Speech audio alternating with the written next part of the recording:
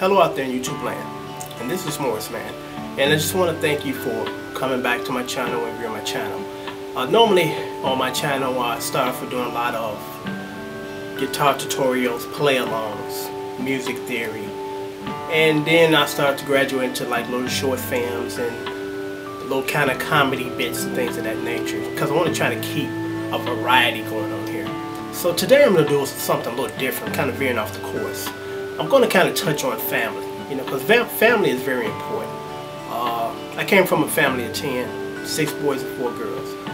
And there were times that we struggled and really struggled, but one thing that we always had in the household was love, if not anything else. There were times that we didn't have bread in the house, and we would actually look at the Betty Crocker cookbook like someone would look at a porn magazine. We were that hungry. Times were kind of tough, but it made us the people that we are, and we try our best to be good individuals.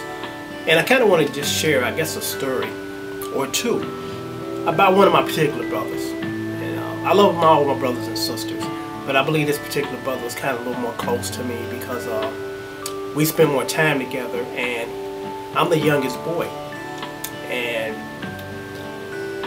he was really like one of the few people in my sibling circle that didn't treat me like the youngest brother, and I appreciate him for that. And here's a little story about that particular brother. I'm not going to mention any names, but we were always pretty close. So one day I was coming home from work. This is when we were all still living at home, and my brother, when I come in, I walk past his bedroom before I get to the kitchen. And it was customary for me to kind of just nod my head at him, glance in there, and he nod his head back. But this particular day, he told me, kind of gestured for me to come into his room. So I came in, he closed the door, and he said, "Can I ask you a question?" I'm like, "Sure." And he asked me, he said, he had this drawing in his hand. He said, "Does your penis looks like this?" And I looked at it and kind of laughed. I said, "I guess it kind of resembles that. Why?" And he shared something with me that I didn't know. He said, "Well, I haven't been circumcised." So that was the first time I had heard of that. I was circumcised when I was a kid. And the reason why he was concerned or bringing it up was, at that particular time, he was engaged to marry a woman. And at that point, they had already become intimate. So I guess she didn't particularly care for the uncircumcised look. And I just kind of want to say this before I continue the story.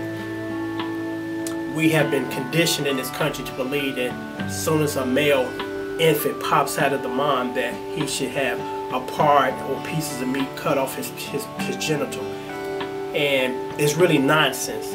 There's no actually medical reason that procedure should be done, other than it's kind of a vanity cosmetic issue. Because what I've been told throughout the years, which was not true, is it's unhealthy or it's unclean and it's unsanitary, and bacteria get in that area where your skin is at, and it causes infections. That's absolutely false. But anyway, back to the story. So he at that point decided that he was going to get circumcised because she wanted that. And his doctor said, "Well, I must inform you that since you are a grown man now, that it's going to be pretty painful. But I'm sure it's painful when we're kids. But the thing is, nobody can hear a little baby say words because babies can't talk. But I'm sure if babies could talk, they'd be like, hey, that hurts. You're cutting a piece off me." But anyway, so he decided that he was going to do this because she wanted him to do that. So the doctor said, "Well, yeah, we can do this, but it's going to be a little painful. And also, you're going to have to literally stay away from your fiance for almost 3 to 4 weeks.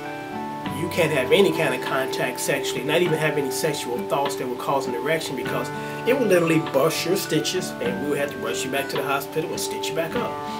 So my brother went through it, and that was kind of a tall order, because most guys be like, "I think I'm going to stick with what I got," and you have to either deal with it or don't accept it. But my brother was really in love, and he was trying to, do the right thing. So he did it, and he got through it. And the sad part about the story is they didn't even get married. She just, for some reason didn't want to follow through. Might sound biased here right now, but my brother, I believe, tried or did everything he could do to keep it together, but it just wasn't meant to be. So that was just kind of interesting that my brother went to those great depths to try to satisfy this particular person. And when he did the procedure, shortly after, they basically kind of broke up. So that's that story.